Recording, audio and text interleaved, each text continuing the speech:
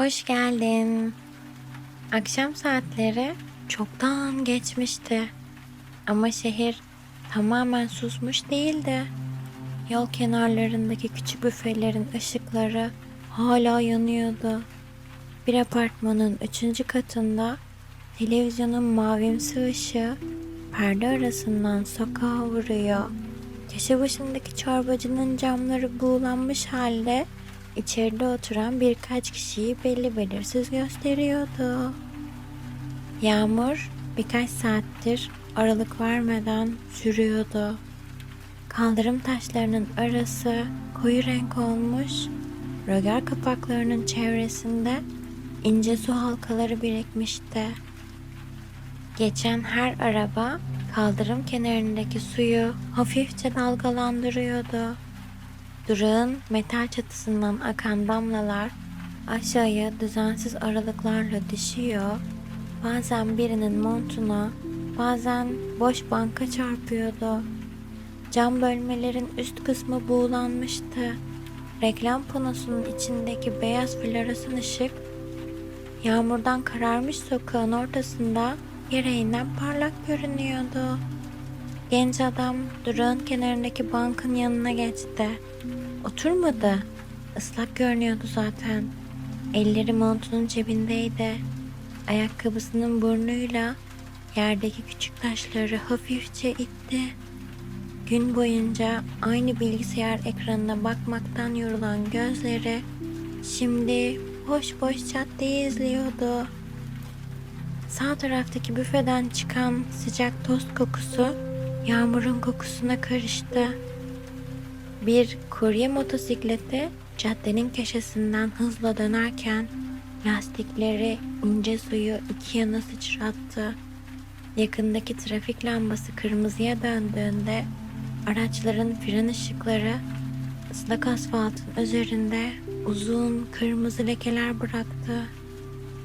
Durağa sonradan gelen yaşlı adam nefes nefese kalmış gibiydi. Elindeki market poşetini yere bıraktıktan sonra omzunu geriye doğru çevirdi. Sanki bütün gün aynı hareketi yapmaktan sırtı tutulmuştu.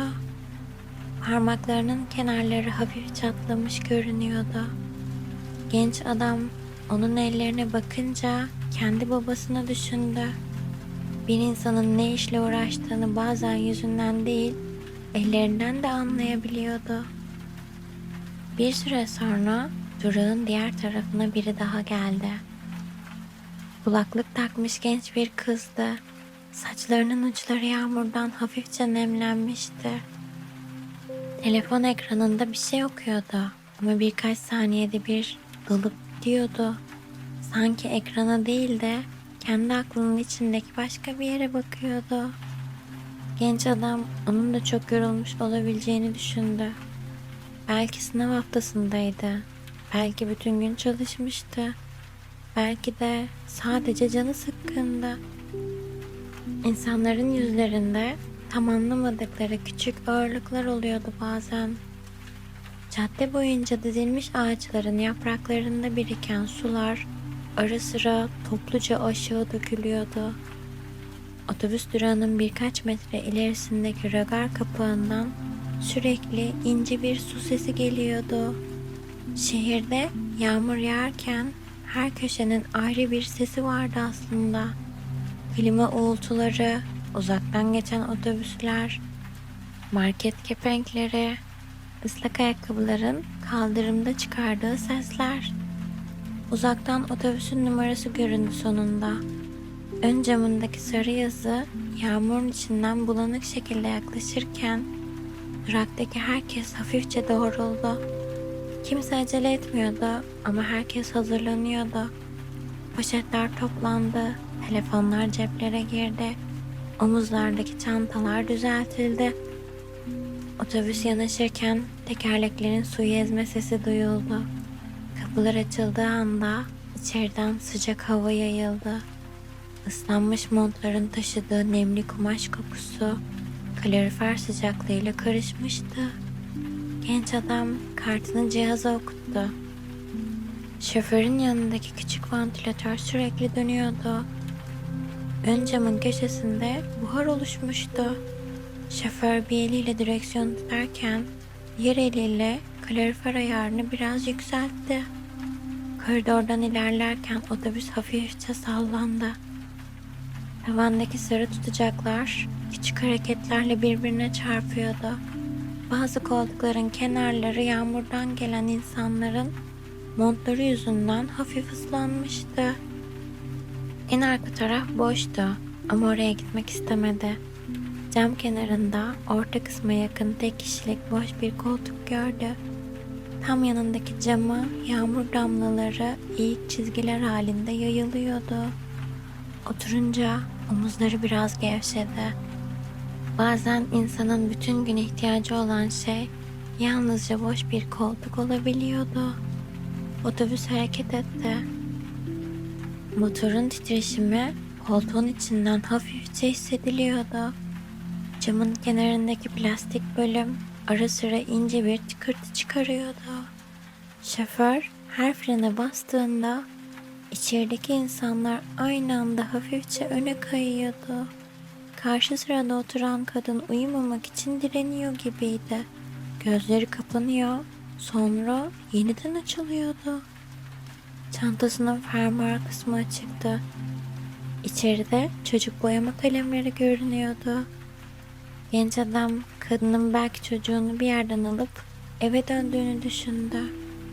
Belki hala yemek yapacaktı. Belki çamaşır asacaktı. Belki de herkes uyuduktan sonra ilk kez oturabilecekti. Kadının yüzünde kötü bir ifade yoktu. Sadece çok yorulmuştu. Şehirdeki çoğu insan gibi. Genç adam istemsizce gülümsedi.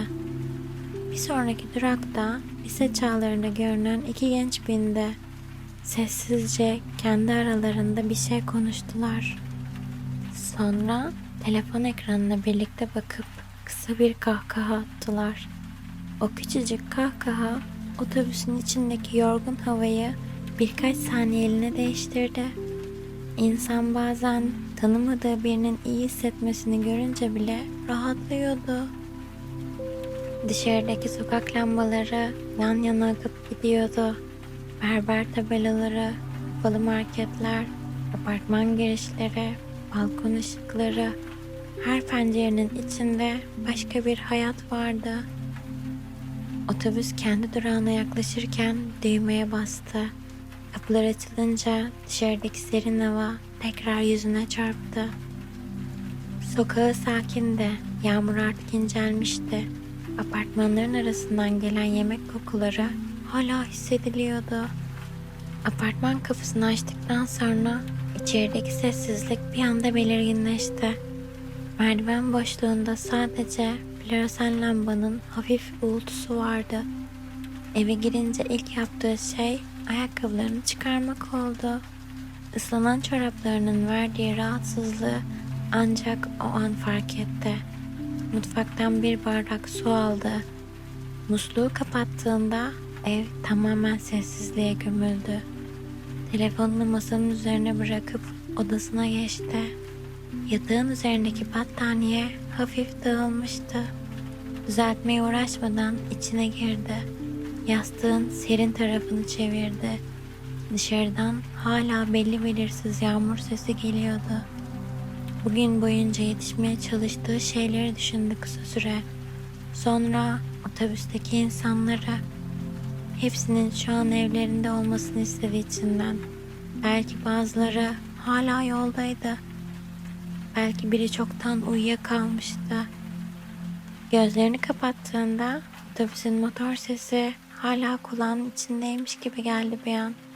Sonra düşünceler ağırlaştı. Yağmur sesi uzaklaştı ve yavaş yavaş uykuya daldı. İyi geceler, tatlı rüyalar.